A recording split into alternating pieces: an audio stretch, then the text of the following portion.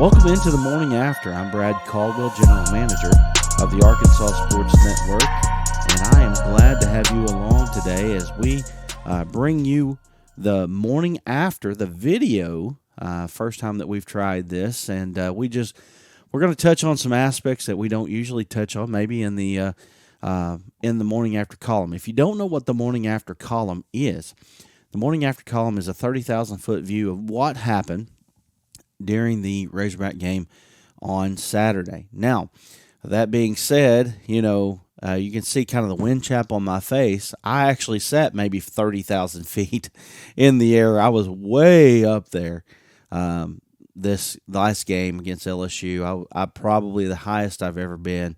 And, I had a lot of fun. Unfortunately, Arkansas came out on the wrong end of that deal with a 13-10 loss to LSU. And we're going to talk about that. We're going to break that down. Also, we're going to give you a little bit about what's going on in the Arkansas Sports Network and how you can be a part of that. And part of this is just to kind of get familiarized with me. I don't put my face out there very often. I know that if you watch the high school game of the week, then you do see me on screen along with my buddy Adam Johnston and Bill Harshaw and some of the other guys that are a part of what we're doing. And we love what we're doing in high school football ranks. But, the thing that actually creates the most engagement is our Razorback content. And so we want to put some more Razorback content out there. And so we're doing a morning after video here. We want you to be a part of what we're doing. If you see me looking down at my computer here, I'm going to be pulling some stats and just different things as we talk about what happened against LSU, what's wrong with the Razorbacks. Also, are you still on the Sam Pittman bandwagon? That's a good question for today. With a lot of Twitter focus on Sam Pittman and Kendall Briles and different aspects of the Razorback coaching staff. Barry Odom has gotten a lot of flack this year, but the last two games, Barry Odom's defense has looked phenomenal. Really, really played well. I don't want to get ahead of myself. We'll talk about that in just a moment. You'll also see me. I'll be drinking some water. I am a water guy. I've got to have it here as I talk to you about what happened in the Razorback game against LSU. So let's talk a little bit about that. So today, here we're going to break it down as yesterday's Razorback game against LSU. Arkansas fell to number 7 LSU 13-10, who ended up being the SEC Western Division champion by virtue of the Ole Miss loss. Alabama was eliminated because LSU beat them last week. Alabama, I think LSU now is 6-1. I'm sorry, in the conference, and so even if they lose a second ball game, they hold a tiebreak over Alabama. Ole Miss had a slim path to victory, but they were beaten yesterday by Alabama and gave them a great game. But unfortunately for the Rebels fans and the team, they were unable to beat Alabama. So LSU's your SEC Western Division champion by virtue of their victory over Arkansas. It was a tough one. Arkansas gave them a heck of a ball game. The defense, let's talk a little bit about the defense. Much maligned, but over the last two ball games, Arkansas has only given up just a few yards. 315 yards against Liberty. And then on the LSU game here, they actually only gave up 284 total yards, 86 yards through the air. Now, some of that can be attributed to Daniels. Daniels is not a great passing quarterback. I think that Brian Kelly came into this ball game with the mindset that he was not going to allow Daniels to beat him, and I think they felt like that they could beat Arkansas with a defensive performance. They did, or they were able to do that. But let's talk a little bit about that just a second, because if Arkansas has KJ Jefferson, I think Arkansas beats LSU for the second year in a row, keeps the boot in Fayetteville. Now, that was by virtue of how the game went. Again, I was sitting up there with Jesus, I was way up there. Some of you guys have probably been up there, section 519. I was as far away from some of the action as you could possibly be, but I had a great time today. Unfortunately, like I said, Arkansas did not and was not able to come about with a victory. But the defensive side of the ball looked good. Man, lots of pressure on the quarterback today. But again, back to KJ Jefferson. KJ Jefferson probably makes the difference in this ball game. We've heard a lot about Malik Hornsby. We've heard a lot about, he's not being done right. I mean, a lot of people said that, they're not using him right. I think that we saw today why Arkansas tends to lean toward KJ Jefferson in any and all ways. Any and all ways. They are doing everything that they can to try to keep him going and try to keep him out there as the quarterback for the Razorbacks, because we saw it today. Malik Hornsby has trouble against a fast defense. Now, we saw a better performance that he had against Mississippi State, but he was against a better and faster defense, LSU, a more hard-nosed defense, LSU. They were able to contain him. In fact, to the point that they had to bring Cade Fortin into the game. Let's talk a little bit about Cade Fortin. So, Arkansas has played 3 quarterbacks this year. It's been quite a bit of a controversy throughout the year. And again, we talk about Hornsby. Fans are up in arms because Hornsby is so fast. And I think that Hornsby is developing, but you got to remember that Hornsby's just a redshirt sophomore. Now, that's 3 years in. A lot of kids don't have enough patience. And, I'm not going to sit here and say that I have any inside knowledge, but I think we all know that the tea leaves are there to say that Hornsby's not going to be there. He's not going to be there after this year. They're going to be bringing in Malachi Singleton, probably kind of making him the heir apparent. KJ Jefferson, I don't see him being able to have the stock that he needs to have to go to the NFL. Now, that doesn't mean that he won't go. I'm just saying I don't think he's going. I don't think he'll have the draft status that he needs. I think that this year's crop is loaded at quarterback, and I think that he's probably fallen in line well below where we thought he would be. We talked about him in the preseason. He wasn't getting the hype. He wasn't getting the accolades that we all thought he probably should. And now we're seeing why. He's not quite there. He's not quite at the very top of the league. Don't get me wrong. I love my big number one. I love KJ Jefferson. I love watching him play. I wish they'd use him a little bit differently, because really he's used as a fullback in this offense. And that makes it difficult on the quarterback. That's one of the reasons why he stays injured as he does, is because they use him in power running situations. I don't know that KJ can be used in any other way but power running situations. He's a fast quarterback, but he's a strong quarterback. He's not a quick quarterback. He's not like Hornsby. But even we saw Hornsby yesterday and how he could not get around the defense of LSU. They always had a spy on him. They always had an angle on him. And they just contained him, and he really was unable to get the passing game going. In fact, Arkansas only had 116 yards passing on the day. Cade Fortin had 92 of them and a touchdown. Fortin came in and looked good, much better than he did against Mississippi State. Got off to a pretty decent start. Threw a touchdown pass to Matt Landers. Landers made a great catch. He also dropped one on him later in the game that really hurt.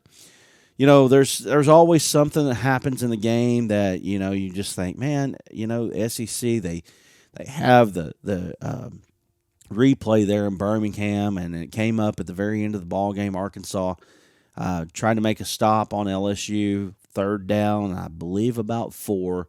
Ball was thrown behind the receiver, and Dwight McGlothern made a play, and all replays show that he was short of that line of gain. Unfortunately, LSU got the benefit of the doubt. They get the first down, and that didn't wrap it up, but boy, it hurt Arkansas because of the time that came off the clock, the timeouts that Arkansas had to use after that. It was a rough deal. So Arkansas lost to LSU. I mean, a great defensive effort. Again, only 284 yards given up, 86 through the air, 198 on the ground, though. And they rushed the ball 51 times, though. But think about this. They held LSU to actually under 4 yards a carry at 3.9. Arkansas, though, really one of the better rushing teams in the entire country, only 2.9 yards per rush. Now, some of that is the fact that that they were sacked several times, and man, Hornsby lost several yards.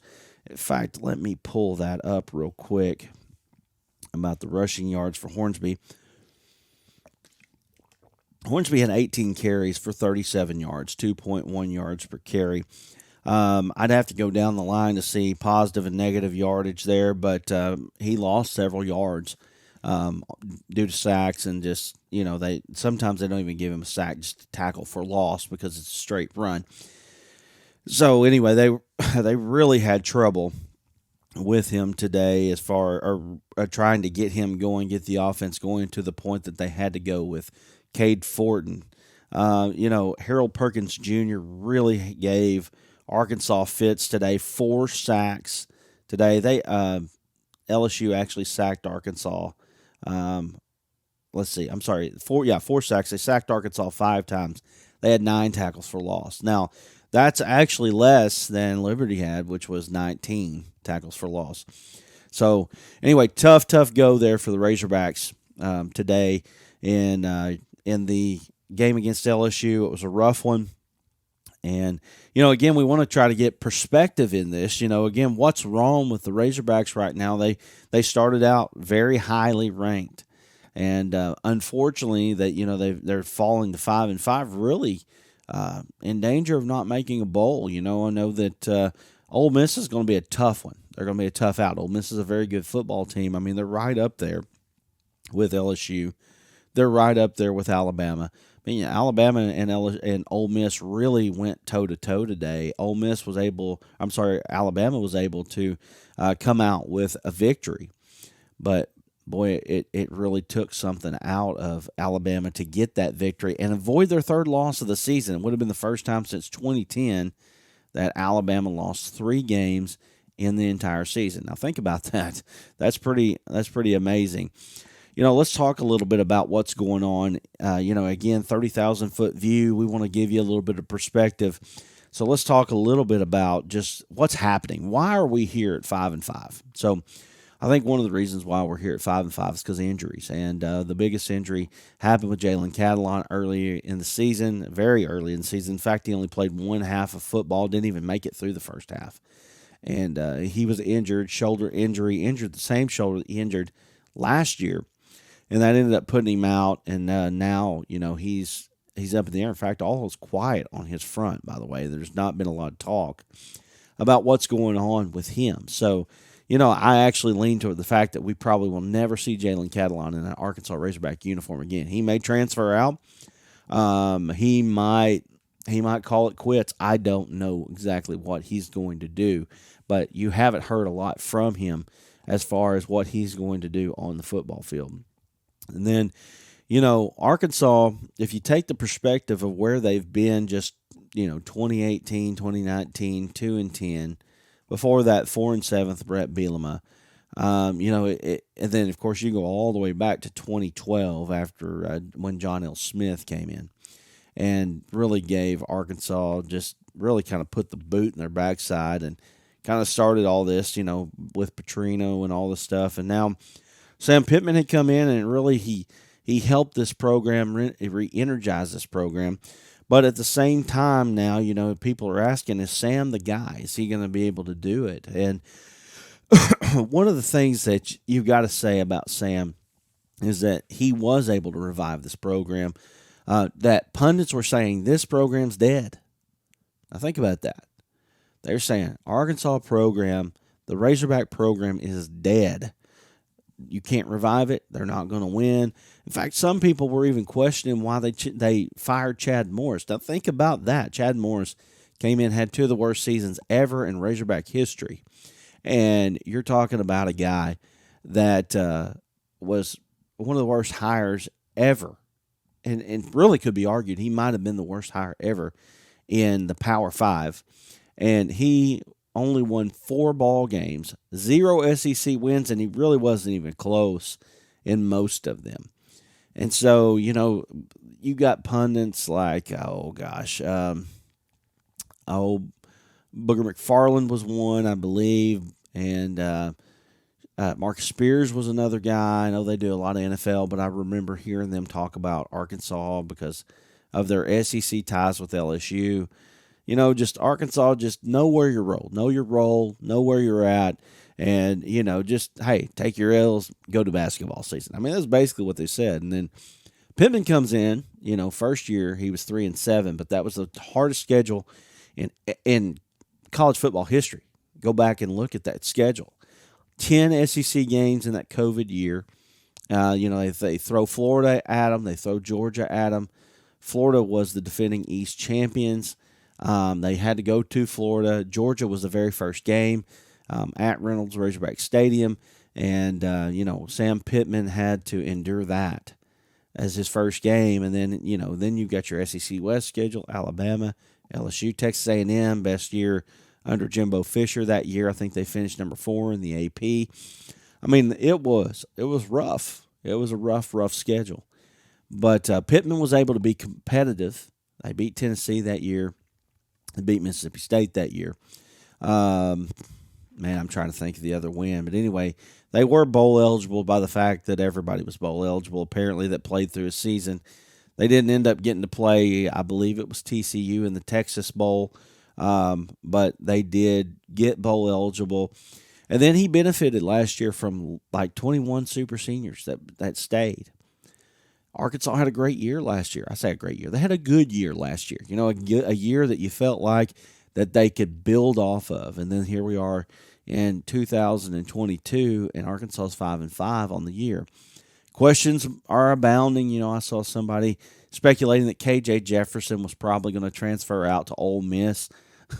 I mean, when it rains, it pours on the fans. It just, and I know that I'm talking to the fans right now. I'm one of those fans. I mean, I'm not going to lie to you and say that I'm not. I mean, I'm an everyman, common fan just like you are. I run the site, the Arkansas Sports Network. We've got a voice. But, at the end of the day, I am a fan. And don't let anybody else fool you to know that's in this sports reporting. They're in it because they're fans. They wanted to be close to the program. They wanted access to the program. So that's why they do it. Now, they can blue check mark themselves if they want to, and there are some of those guys out there that like to blue check mark themselves and tell how great they are. And if you don't know what I mean by blue check mark, that means Twitter blue check mark. That's all in the news right now. Of course, now you pay $8 for it, and so, it maybe isn't quite as cool as it used to be by the fact that you can pay $8 and get your blue check mark. But you understand what I'm saying, is that they may think they're a little bit above everybody else when it comes to that because they are high and mighty. I need to shut up. I need to stop now. But anyway, so are you still a Sam Pittman fan? And do you believe that Sam Pittman can get the job done? That's the question. Now, when you look at Arkansas 24/7 sports rankings, let me pull that up right now. As I talk to you, Arkansas's ranked very well in the 24/7 sports rankings as far as their recruiting. Last year, very similar situation. Arkansas filled out their recruits very early. They're going to have to leave some room open for transfers. That they've got to get good in the transfer portal. You're going to see guys transfer out. I mean, I think that again, there's going to be guys. There's going to be a lot of them probably. And so Arkansas is going to have some opportunity to go ahead and get some of those guys back in the transfer portal. But, they also have done very well. They have done decent in the 24/7 sports rankings, and I'll give it to you. Arkansas 16th in the 24/7 sports rankings. I don't know. Let me see here. That is, I believe it's the composite, but I'm not totally sure. But anyway, Arkansas is ranked 16th. Here's the problem. They're ranked behind Alabama, LSU, Florida, Tennessee, and South Carolina. So what would that make them? Let's see here. 1, 2, 3, 4, 5, 6. There's 6 in the SEC in recruiting. That's actually good. Arkansas has been, down at the bottom as far as recruiting rankings go. This ain't over either. I mean, this will change. Arkansas doesn't have that many spots right now. 23 spots already committed to the Razorbacks. So 8 4-star prospects, overall score of 235.88. That's it's a good score here for Arkansas. Again, the problem is, these teams are going to get more commitments and all that, and it's going to change. And Arkansas is probably going to fall because of the fact that they don't have a lot of room. But Sam Pittman's recruiting, and he's a good recruiter. I mean, he's been known as that. Also, the offensive line has changed under Sam Pittman. They have been an offensive line that is solid for sure. You want to see them get a little bit bigger. You want to see them get a little bit better. They've brought in guys that we feel like have promise, but really when it comes down to it, the guys that are there have already been there. So the question is going to be now when they have to replace these guys, and they are going to have to replace a bunch of guys on the offensive line this year. In fact, you're probably going to lose one or two. And again, this is this is all speculation. It's all speculation. I mean, it could end up being that everybody pretty much comes back that's not a senior or super senior. But you're probably going to lose some guys. And so what are they going to do to fill those holes? And then, of course, like I said, the transfer portal. Arkansas ranked, let me make sure that's okay. So right now, this year, they ranked 31st, which is basically a tie in the transfer rankings by 24/7 Sports. Let me back up to 2022. See, Ole Miss got 17 transfer commitments. LSU got 16. LSU won the West, and Ole Miss is one of the really close to the second-best team, right behind Alabama.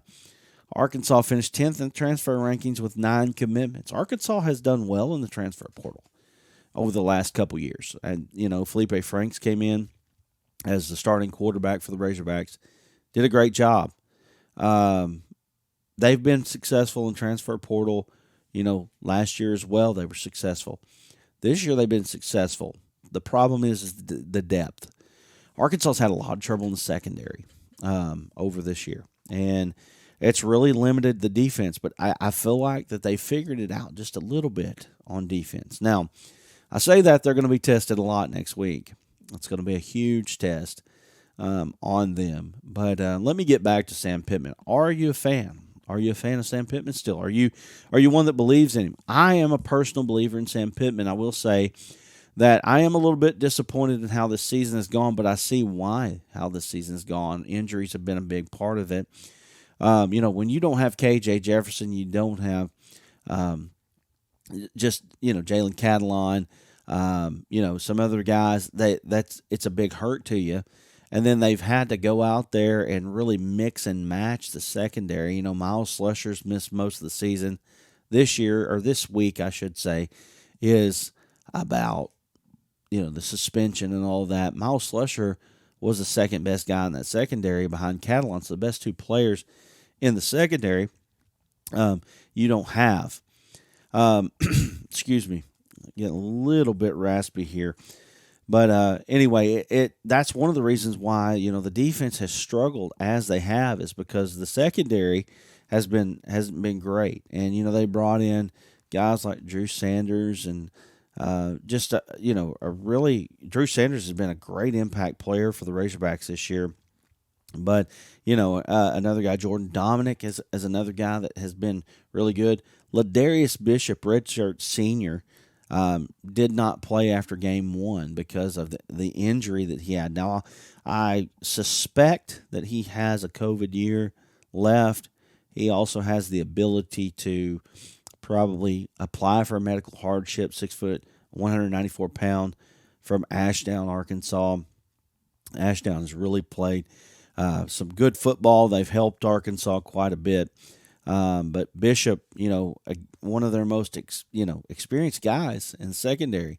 So those are probably three of your best secondary guys. And then you got the guys that transferred to LSU. And Joe Fouché was one of those guys that transferred to LSU. And I tell you what, that was a tough, tough blow, bigger than Arkansas thought it would be. It was a really hard thing for Arkansas to overcome. And we thought that they could. Those guys, Fouché was a very good player at Arkansas, especially last year. Very good player. But unfortunately for him, or for Arkansas, he decided to go on and transfer out. And then you also have Greg Brooks. Greg Brooks is a starter in the secondary for the SEC West champions. In fact, they got two of them. Two starters in the SEC West. Both of them could have played Arkansas. So I named you off 5 guys that have been big-time trouble for Arkansas losing those guys. That's a deal, man. That's a tough deal. So, that's why you've had trouble in the secondary. At the quarterback position, you really depend too much on KJ, unfortunately. KJ is a good player. I think he can be an even better player coming back for his senior year. We'll see if he does come back for a senior season. But, he's improved. But again, it's how they use him. They use him as a fullback. And I'm just wondering out loud, what's going to happen with the offense in the offseason? Is there going to be some changes? Here's the question that I have about the offense. I've said this in my morning after column. Arkansas is too inconsistent offensively. They're too inconsistent. The fact is that Arkansas goes 3 and out quite a bit. They score in a minute and a half, 2 minutes. Neither one of those give the defense very much time to rest on the sideline. There's very little sustained drives for Arkansas. That's been that way since Kendall Briles has been here. A lot of talk about Briles, in Arkansas and what happens. And, you don't keep coordinators 3 years in a row. And then when you have a little bit of trouble, when that usually means that things are going to change. I expect that Arkansas will make some changes in the coordinators after this year. I expect that Arkansas will make some changes in the assistant coaches after this year. I'm not calling for those. I'm just saying that's probably what's going to happen. So you can expect that in the offseason. You're going to expect transfers in the offseason. The question is going to be now, does the offseason come after the Missouri game in 2 weeks? Or does the offseason come after a bowl game, whatever bowl game that might be? Arkansas's got 2 opportunities to get bowl eligible, being 5-5 right now. Arkansas is a good enough team to be a bowl eligible team. You take Arkansas and you put them in another conference, this is not a question.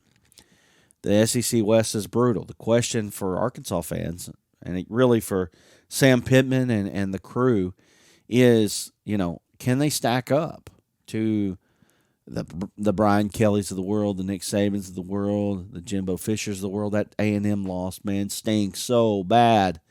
After every loss, every loss Arkansas takes, you go back to that A&M loss and say, they're not very good. That was a terrible loss for Arkansas. They're not any good. And so, you had a 2-touchdown lead in that ball game. Offense completely shut down until the fourth quarter. They figured it out. Had an opportunity to win it with a field goal. We know what happened. Of course, that just happens to Arkansas, hitting the top of the goalpost. I mean, guys, there were guys that said, I've been watching football for 30 years, and I never saw that ever happen. Anyway, so with that being said, what's going to happen? We don't know. 2 more games left. What do you think is going to happen? Do you think Arkansas is going to win one of these next 2? Boy, Ole Miss is tough, y'all. It's one of those games, though, you could see Arkansas winning because Arkansas usually wins games that they shouldn't. They usually lose some games that they shouldn't. It happens every year, almost every year, unless Arkansas is just terrible. And then you've got the Missouri game, and nobody wants to lose that Missouri game, including me. I don't want to lose it. One of the reasons why I don't want to lose it is because I actually know Eli Drinkwitz. Known him for quite a while now. I haven't talked to him in a while. We're not friends, by any means, but I'm just saying I know who he is. I don't want to see Arkansas lose to him. That's a tough one. That's a tough one for me. That's a tough pill to swallow. And so I really don't want to see that happen. But I would love to see Arkansas be able to get bowl eligible. They've got to win one of those games, and know that Pittman wants to beat Lane Kiffin because Lane Kiffin was the other guy in the search, and Arkansas tried to reel him in and did everything they could, and he slow played Arkansas. And, it ended up being that Arkansas didn't get him. Ole Miss got him. And then, Pittman comes into the picture. Pittman beats him in year number 1. Last year, Arkansas loses a heartbreaker to Ole Miss 52-51. And when Arkansas went for 2 for the win and just didn't get it, and hey, kudos to Sam for going after that one, trying to make that happen. One thing you can say about Sam, he's not afraid to go for 2 for the win. He's also not afraid to go for it on 4th down. Today, it really hurt him. I say today, yesterday. It really hurt him. So, with all that being said, things are adding up, and I understand that people are frustrated. But like I said, man, you got to give the guy a chance to, correct some wrongs that might be going on, and you can do that through the transfer portal. The question is Arkansas going to be that team now that people can say, well, Arkansas is on the up and up? They're the very, very good team on the up and up. I don't know. That's going to be a good question. It's going to be something that we're going to have to check out here later on. What we do here on the Arkansas Sports Network. If you're a fan of us, you've already subscribed to us. You probably subscribe to us through state tournament action. We've got all kinds of state tournament action coming up for you here. We'll be making an announcement probably today about the place or places that we're going. We're probably going to try to go for 2 this time. You've seen us in the volleyball tournaments, basketball tournament. We'll probably have another basketball tournament this year. We're excited about that. We thank the AAA for allowing us to partner with them in that situation. We're excited about that. But